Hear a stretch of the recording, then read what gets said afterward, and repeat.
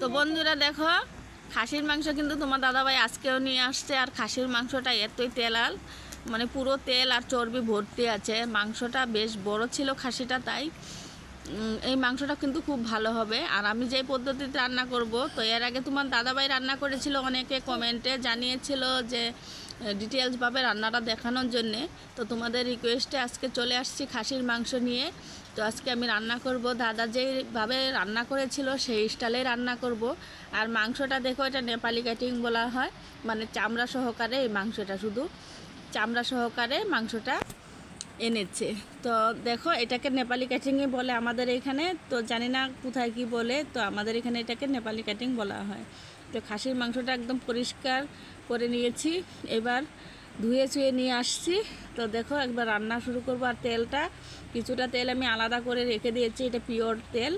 তো এটা রান্নাতে ব্যবহার করব, কিন্তু এখন একসঙ্গে করব না। তো দেখতে থাকো, তাহলে বুঝতে পারবে যে কিভাবে রান্নাটা করছি। একটু রান্নার প্রসেসটা দেখিয়ে দেবো। আর দেখো, বড় বড় করে আলু নিয়ে নিচ্ছি, যেহেতু আমরা বাঙালি, আলু ছাড়া কিছু চলে না। আলু তো নিয়েই নিচ্ছি, আর রসুন নিয়েছি দুটো। তো তোমার দাদা এর আগের বার করেছিল পেঁপে দিয়ে, তো আজকে আমি আর পেঁপে দিয়ে করব না। আর এখানে মশলা করে নিয়েছি, আদা রসুন শুকনো লঙ্কা সব কিছু বেটে নিয়েছি, কাঁচা লঙ্কা শুকনো লঙ্কা সমস্ত কিছু মশলা একসঙ্গে বেটে নিয়েছি। তারপরে কড়াইতে বেশ কিছুটা তেল দিয়ে দিচ্ছি।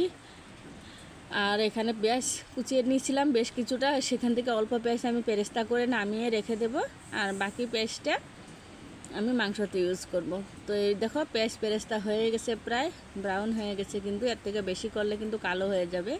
আর সাদা পেঁয়াজ পেরেস্তা করতে কিন্তু খুবই ভালো, কারণ একদম টাটকা থাকে, ঝরঝরে। তো সাদা ছিল পেঁয়াজটা, তাই পেরেস্তাটাও তো সুন্দর হয়েছে। আর এই যে পেঁয়াজটা যে ভেজেছি, সেই তেলের মধ্যে আলুগুলো ভেজে নেব। আর আলুগুলোর ফ্লেভার কিন্তু অনেকটাই টেস্ট হয়ে যাবে, সুন্দর হবে। তাই এরকম পেঁয়াজ পেরেস্তা করার পর কিন্তু আলুগুলো ভাজলে খেতে একটু বিরিয়ানি স্টাইলের হয়ে যায়, ভীষণ ভালো লাগে। তো রান্নার প্রসেসটা সেম সেম দাদার মতোই করছি, তবে আমি এখানে পেঁপে ইউজ করছি না, সেটুকু পার্থক্য আর কি। তো দেখো, এখন শুকনো লঙ্কা দিয়ে দিচ্ছি, তেজপাতাও দিয়ে দিচ্ছি। আর আমার ঘরের শুকনো লঙ্কা এগুলো গাছের আর কি, শুকিয়ে রাখছিলাম, সেগুলো দিয়ে দিচ্ছি। একটু কালো কালো হতে দিচ্ছি, তারপরে দিয়ে দিচ্ছি একটু 1 চিমটির মতন মানে গোটা জিরে, খুব বেশি দেওয়া হয়নি। তো জিরেগুলো ফুটে ফুটে একদম কালো কালো হয়ে গেছে, আর লঙ্কাগুলোও কালো কালো হয়ে গেছে। এবার আমি ইউজ করব হচ্ছে পেঁয়াজ। আর যেহেতু পেঁয়াজ আধাটা কুচানো আছে, সেই আধাটা পেঁয়াজ আমি এখানে দিয়ে দিব। আর আজকে রান্নাটা একটু মশলা কষিয়ে করব।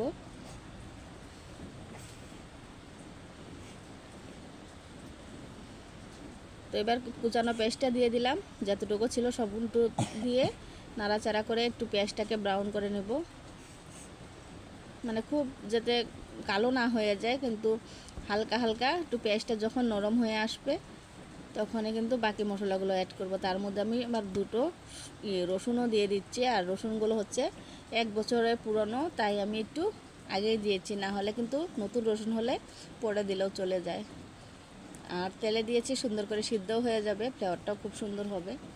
তারপরে যেই বেটে রেখেছিলাম মশলাগুলো, সমস্ত মশলা কিন্তু আমি ঢেলে দিচ্ছি।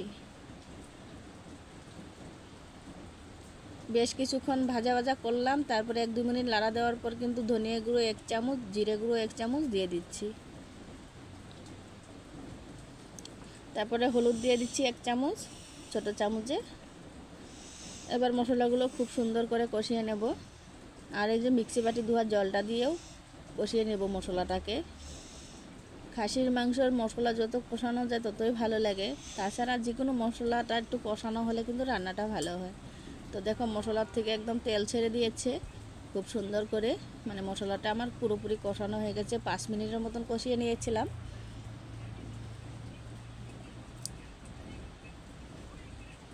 আর এখন মাংসটা সরাসরি দিয়ে দিচ্ছি সেই মশলার মধ্যে, দিয়ে ভালো করে নাড়াচাড়া দিয়ে একটু মিলিয়ে নিচ্ছি, যাতে মশলাটা পুরো মাংসের গায়ে লেগে যায়, সেই করেই। আর এই খাসির মাংস যেহেতু তেলাল, অনেকটাই তেল বেরিয়ে যাবে। এখন জল দেব না, এভাবে একটু ঢেকে রাখবো। আর নুনটা এখনও দেওয়া হয়নি, এখন আমি নুনটা দিয়ে দিচ্ছি।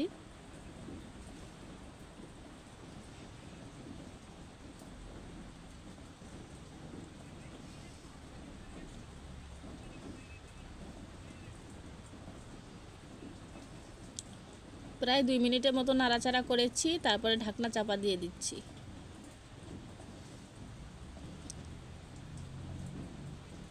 পাঁচ মিনিট পর ঢাকনাকে সরিয়ে দিচ্ছি, আর দেখো তেলটা কত বেরিয়েছে। মাংসের মধ্যে যা এক্সট্রা তেলগুলো সেই সবগুলো তেল কিন্তু বেরিয়ে আসছে। এভাবে ঢেকে ঢেকে কিন্তু আমি রান্নাটা করব। আর মাংস ভালো হলে কিন্তু সিদ্ধটাও ভালো হয়ে যায়। তো তারপর কিছু আদা যখন কষানো হয়েছে তখন আমি আলুগুলো ইউজ করছি, কারণ আগে আলুগুলো দিলে আলুগুলো বেশি সিদ্ধ হয়ে গেলে গেলে কিন্তু আর ভালো লাগবে না। মাংসের আলুগুলো একটু গুটাল গুটাল থাকলে খেতে ভালো লাগে।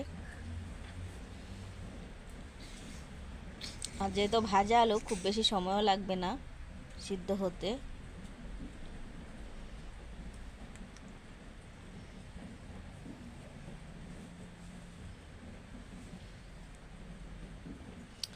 রান্নাটা একটু হচ্ছে ধৈর্য সহকারে করলে কিন্তু রান্নাটা ভালো হয়, খেতেও ভালো লাগে। তারপরে আবারও একবার ঢাকনা দিয়ে দিচ্ছি। ঢাকনা দিয়ে আবার 5 মিনিট পর আবার সরিয়ে দিচ্ছি, তবে মাঝে মধ্যে কিন্তু ঘেঁটে দিয়েছিলাম ঢাকনা সরিয়ে সরিয়ে, না হলে কিন্তু জ্বলে যাবে। তো এবার দেখো একদম শুকনো শুকনো হয়ে গেছে। আমার এই রান্নাটা করতে খুব বেশি টাইম লাগেনি। তো এই যে এবার দেখো কষানো হওয়ার দিকে, তখনই আমি এই যে তেলগুলো যে উঠিয়ে রাখছিলাম বলেছিলাম এটা আমি পরে ইউজ করব, তো এখন দিয়ে দিচ্ছি। আর আগে যদি তেলটা একসঙ্গে দেওয়া হতো তাহলে সমস্ত তেলটা কিন্তু গলে যেত। আর তেলটা কিন্তু একটু গুটালে গুটালে সবজিতে থাকলে খেতে ভালো লাগে। তেল দেওয়ার পর আর দেরি করিনি, তারপরে একটু নাড়াচাড়া দিয়ে কিন্তু গরম জল ইউজ করে দিচ্ছি আমি এখানে। 1 মগ জল দিয়েছি মেপে। আর মাংসটা একটু কষানো কষানো টাইপ রান্না করব। আর দেখো তেলগুলো কিন্তু বেশি বেশি আছে।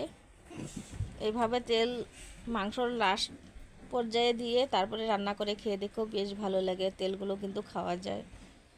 তারপরে যে হাতে করা গরম মশলা, সবজি কিছুক্ষণ ফুটে গেছে, এখন দিয়ে নামিয়ে দেব, খুব বেশি দেরি করব না। তো এখানে এলাচ লবঙ্গ দারচিনি যা থাকে মানে জয়ত্রী সম্পূর্ণ মশলাগুলো বিরিয়ানি মশলার মতনই ছিল, তো সমস্ত কিছু গুঁড়ো করে নিজে হাতে দিয়ে দিচ্ছি। আর প্যাকেটের মশলাগুলো কিন্তু অতটা ভালো হয় না, যেহেতু গোটা মশলার ফ্লেভারটা একটা আলাদাই হয়।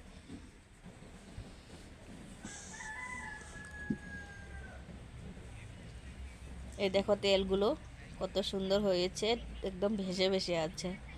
আর এই তেলগুলো খেতে যা লাগবে না সেই। তো যারা মাংসর মধ্যে বেশি তেল থাকে ওরা কিন্তু এইভাবে প্রসেসে রান্না করে খেয়ে দেখতে পারো, ভীষণ টেস্ট লাগে। আর তোমার দাদা ভাইও এইভাবেই রান্না করেছিল আমি যেইভাবে করলাম। তারপরে লাস্টে একটু পেঁয়াজ পেরেস্তাটা যে করে রেখেছিলাম সেটা একটু সরিয়ে দিচ্ছি। এখন আর দেরি করব না, নামিয়ে নেব। তো পেঁয়াজ পেরেস্তাটা যেটুকু করেছিলাম সম্পূর্ণটাই আমি দিয়ে দিচ্ছি। তারপরে এই যে দেখো নামিয়ে নিয়েছি, মাংসের কালারটা দেখো আর ঝুলটাও দেখো অনেকটা গ্রেভিও হয়েছে। এখন এই গরম অবস্থাতে এতটা গ্রেভি লাগছে। তো এটা গরম ভাতের সঙ্গে যা লাগবে, যেহেতু বাঙালি আমরা তো ভাতটা দিয়ে বেশি পছন্দ করি, তাছাড়া রুটি পরোটা যে কোনোর সঙ্গে তোমরা খেতে পারো। তবে আমাদের ঘরে এই যে এরকম মাংস কষা কষা মাংস হলে গরম গরম ভাত হলে কিন্তু আমাদের বেস্ট। আর তেলগুলো দেখো কত সুন্দর লাগছে। এই তেলগুলোর আমার বেশি লালসি, আমি তেলগুলোই বেশি ভালোবাসি। আর আলুগুলোও সুন্দর টাটকা।